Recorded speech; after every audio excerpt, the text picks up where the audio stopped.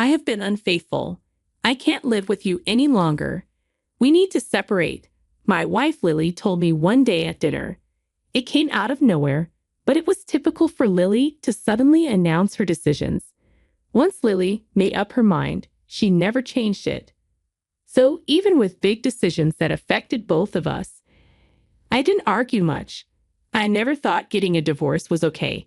But at that time, I felt helpless. If Lily cheated or wanted a divorce, there was nothing I could do. This was because the company I worked for went bankrupt due to the economic crisis in the late 2000s. After losing my job, I desperately searched for a new one, not just for myself, but for us. For Lily's sake, I sent my resume to dozens of companies. However, I'd only managed to get interviews with 3 of them, and I didn't make it to the final stage with any of them. Despite having about 5 years of experience at a subsidiary of a major automotive manufacturer, it didn't seem to matter. I felt my spirit break. I remembered how lucky I felt when I got the job at my previous company. Receiving that job offer letter was the happiest moment of my life. My biggest challenge in job hunting was the interviews. I was already uncomfortable with public speaking, and many companies used group interviews, which made it even harder for me. The company where I was accepted had a group discussion as part of the selection process. At the table, there were students who took the lead in expressing their opinions, others who summarized everyone's ideas and presented new ones, and some who pointed out flaws in others' opinions. Everyone was desperate to impress the interviewers, just like me. But I was overwhelmed by the atmosphere and couldn't articulate even a tenth of what I had in mind. After the discussion ended, I felt deeply discouraged by my inability to contribute anything.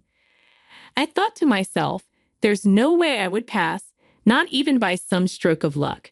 When I received the job offer letter, I was convinced it must be some kind of mistake. I checked the contents of the envelope, and Lily, who was beside me, rejoiced as if it were her own achievement. Believe in yourself. People who truly understand your worth will recognize it, Lily said, patting my back. Lily and I met in a university club since we both entered the Faculty of Law. Before the first lecture, Lily and a few others entered the classroom, and I was intrigued by Lily's lively presentation about the club. Shortly after we started our studies, a male friend and I peeked into the club room, and it was Lily who explained the club to us. The club, despite its formal-sounding name, the Legal Research Society, was a casual group where the main purpose was to foster connections through drinking parties and sports events. Lily played the role of a coordinator for new club members and efficiently carried out her responsibilities. As I tend to be more laid back by nature, there was something about Lily that initially attracted me to her. During the welcome party for new club members, the topic of our hometowns came up, and I discovered that Lily and I were from the same area, just about 2 train stops away from each other. That became the starting point for us to bond, and we often found ourselves excitedly discussing our shared hometown experiences. I believe another reason we could easily talk was because I had taken a gap year, so I was the same age as Lily. During the first summer vacation after I entered university, we decided to go home together since we had the opportunity. There wasn't any particular reason for me to decline, so I agreed. However, for some reason, Lily got off at the same station as me. I want to see the town where you were born and raised, even if just a little bit, she said, seeing my puzzled expression. Lily smiled and explained it with a cheerful tone. However, I felt slightly awkward being with Lily because my mother was supposed to be waiting at the station to pick me up. My mother was standing right in front of the ticket gate, looking slightly surprised yet happy. The reason became clear. Lily was standing beside me, and my mother clearly misunderstood, thinking Lily was my girlfriend. So I decided to clarify things right away. This young lady is, I began, But before I could introduce Lily as my senior at university, she spoke up. I am in a relationship with Jack. I'm Lily. I froze at Lily's sudden words. She looked at me with a mischievous smile, giggling. My mother responded with a confused, "Well, okay then." Then she asked, "So, how about coming to our house now?" In response, Lily said, "I'm truly tempted by your kindness, but my parents are also waiting for me at home. I'll have to take a rain check for another opportunity." With those words, she passed through the ticket gate again and headed toward the platform. On the way back home, my mother bombarded me with questions about Lily. That night, I sent a message to Lily. "What do you mean by all of that?" I texted Lily. A few minutes later, I received a reply. "I just expressed my feelings honestly. The rest is up to you." I responded with a simple, "Got it." Immediately, she replied, "What do you mean I got it? It's either we're together or we're not. There are only two options for an answer." I typed back, "I want to be in a relationship with you," and sent the message. Her response came quickly. "All right then." From that moment, I felt our relationship dynamic was established. During my job search, I didn't have any particular company in mind. Even the choice of where to send my applications was made after discussing it with Lily. "Don't you have any initiative of your own?" Lily would often caution me. Each time, I'd respond with something like, "I have Mother Lily, the absolute deity, with me, so everything will be fine." At that time, I had little awareness of making decisions about my own life. I was always receiving advice from Lily. Despite her saying, "I'm truly discouraged with you," Lily always provided me with precise advice.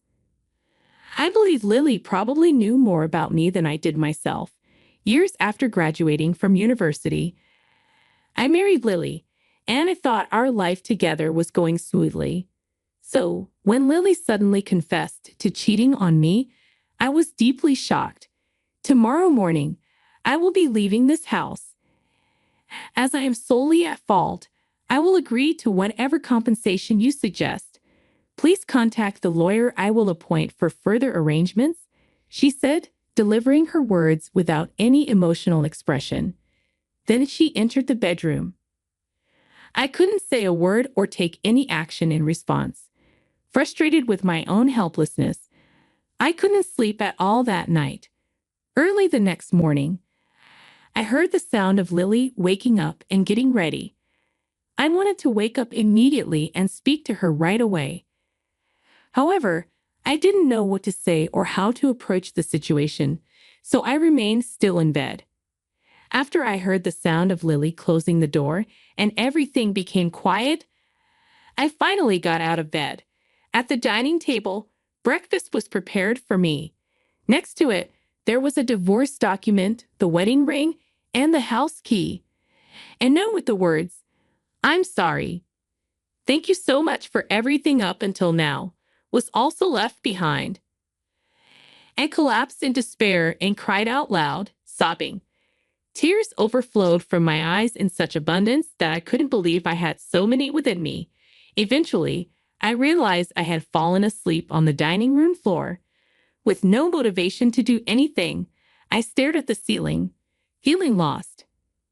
As I remained in a daze for a while, the image that emerged in my mind was Lily's smiling face. What's the point now? I kept thinking, shaking my head, but Lily's smile wouldn't fade from my mind. It was then that I realized once again how much I truly loved Lily, and I thought to myself, I should be a man that Lily can be proud of. Some might think I'm being too sensitive or that there's no need to stand by a cheating partner. However, regardless of what others may think, I still firmly believed and trusted that Lily was my greatest ally and understanding partner. Afterward, I worked tirelessly and wholeheartedly.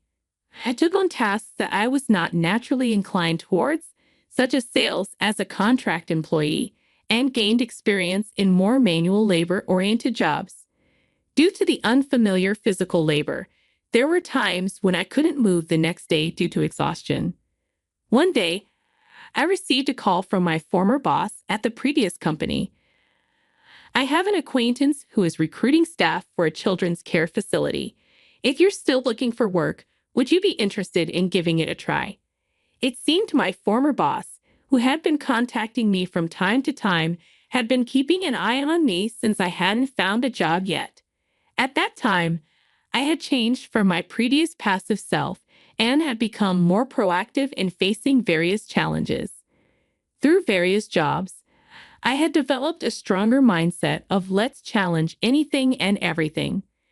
Please count me in. I readily accepted my former boss's offer without hesitation.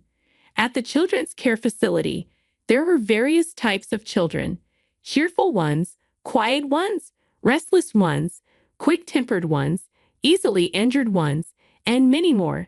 Many of those children had experienced things I couldn't even imagine despite their young age. Reflecting on my life, I realized how naive and indulgent I had been.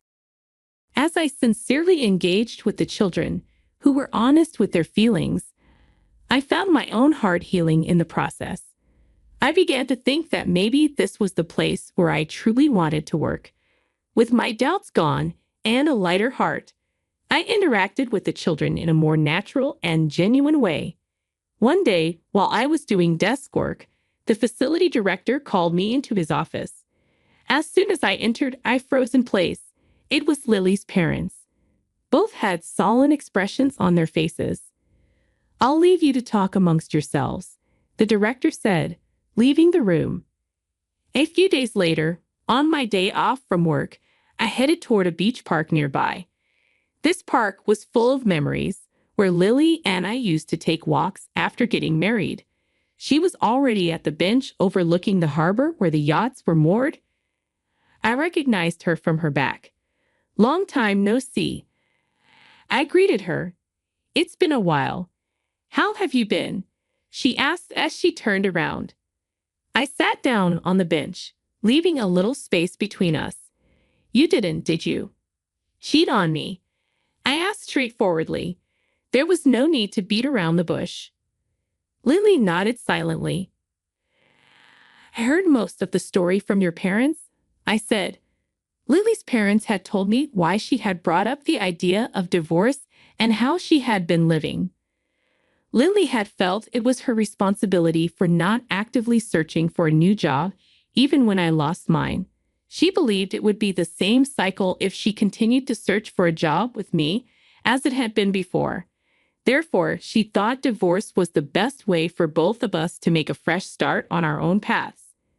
However, she couldn't imagine that I would accept the idea of divorce if she just brought it up straightforwardly. Lily explained that she had faked an affair to manipulate me into accepting the divorce. She didn't show much emotion during the divorce discussion because she was afraid she would start crying if she became emotionally involved. After returning to her parents' home, Lily became so depressed that her parents grew concerned about her well-being. Lily's parents had thought about telling me the truth several times, but she had stopped them.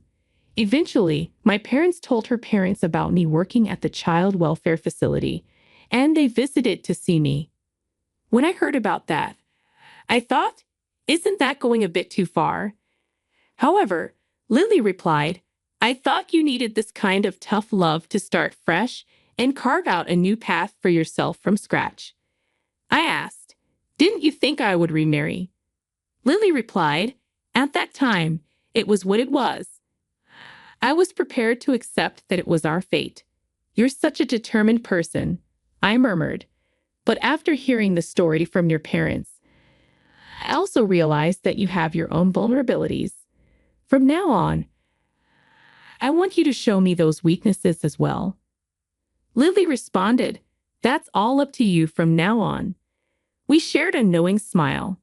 At that moment, I thought to myself, I want to spend the rest of my life with this person. I want to cherish the happiness I found, even if it took a detour, and treasure it for the rest of my life.